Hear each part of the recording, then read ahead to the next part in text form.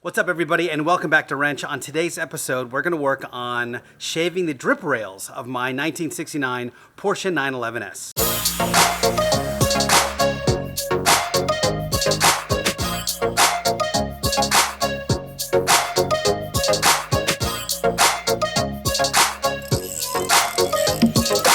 Hey, and welcome back. On today's show, I'm going to continue the process I started many months ago of shaving the drip rails on this car.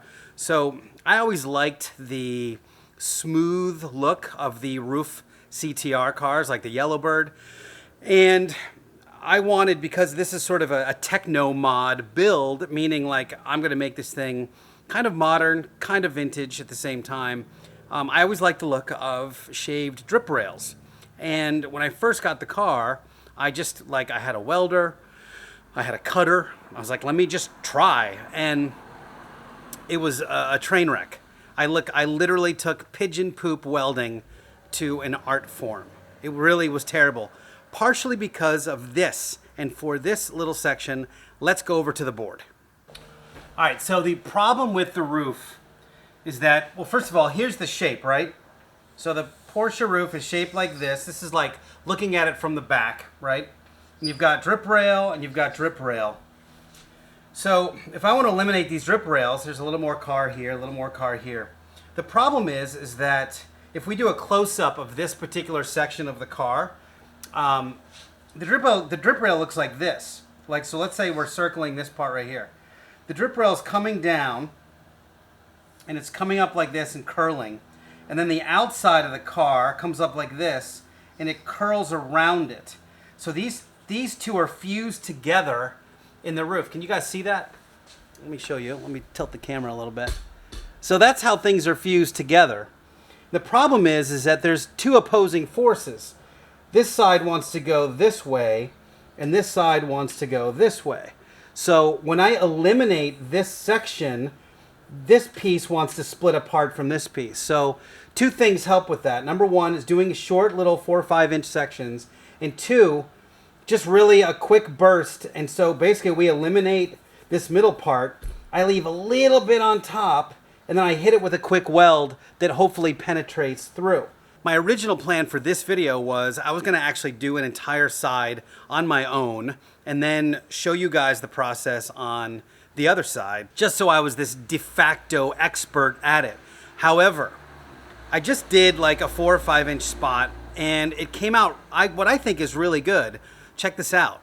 So to me, this is pretty good. And I was doing these quick little welds, and you can tell by the way this thing is sandwiched together that unless you kind of weld the thing quickly, it can split apart, just like I showed you guys on the board. So let's just give it a go. I thought, why not just take you guys along for the ride, and hopefully this thing works. Again, if you're doing this, remember to work in really small spots, maybe 3 or 4 inches. And right now I have my welder set up. It's sort of set up in the middle, so I'm not super low voltage. I'm kind of in the middle, but I'm zapping it really quick. I'm doing really fast tack welds so that I don't burn through, because the roof skin is really thin. Okay, so a couple things really quick. First and foremost, it's really hard to get this welding clamp to go onto a drip rail. It just doesn't want to stay very well. One little welding trick is that you can clamp like any kind of C-clamp or vice grips onto a thing and then clamp onto your vice grips. So that's what I've been doing,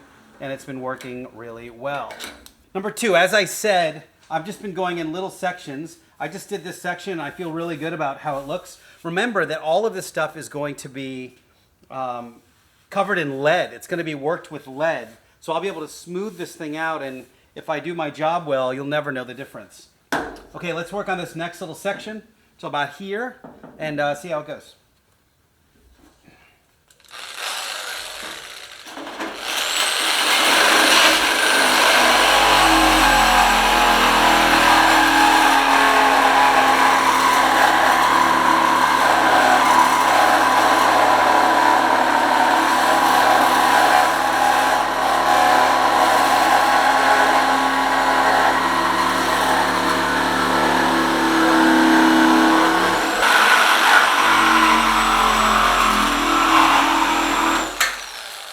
So this is the first cut. You can see how much I leave to make sure that I've got some room to grind down here.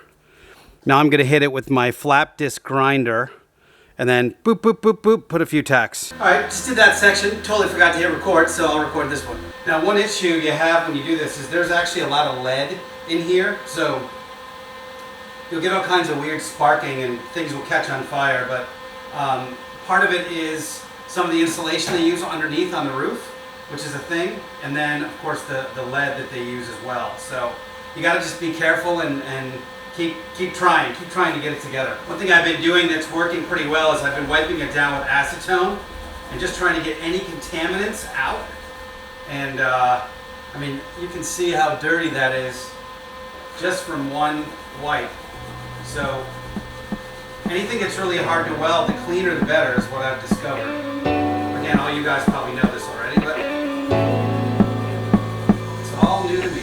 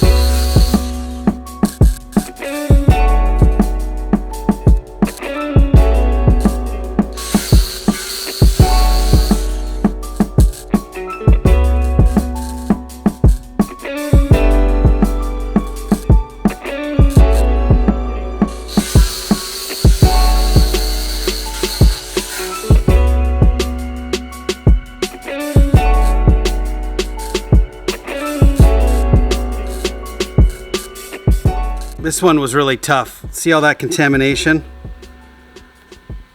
Look at that.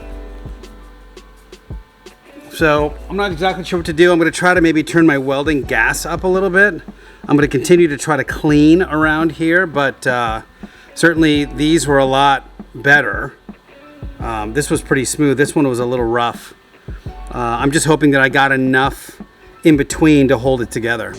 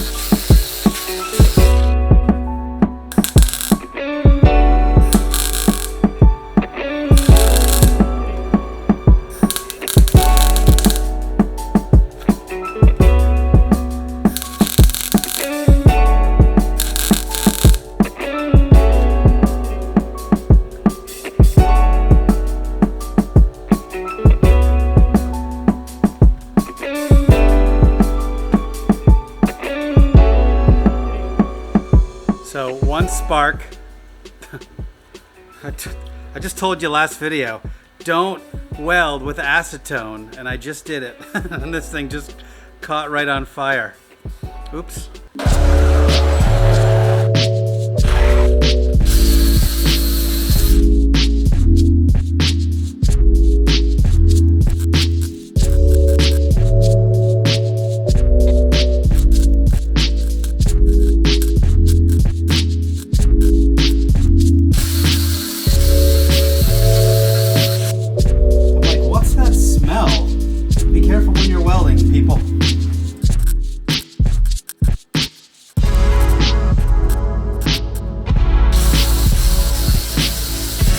Okay, so there's a shaved drip rail.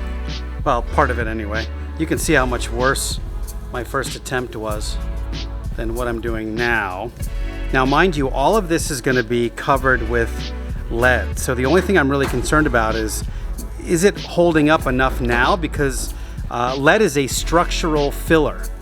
So when it comes time to actually lead this thing, I'll be able to actually, the lead will go into these crevices, and it's like welding. So it'll be just as strong as welding. You can see that this thing has a nice profile down the edge.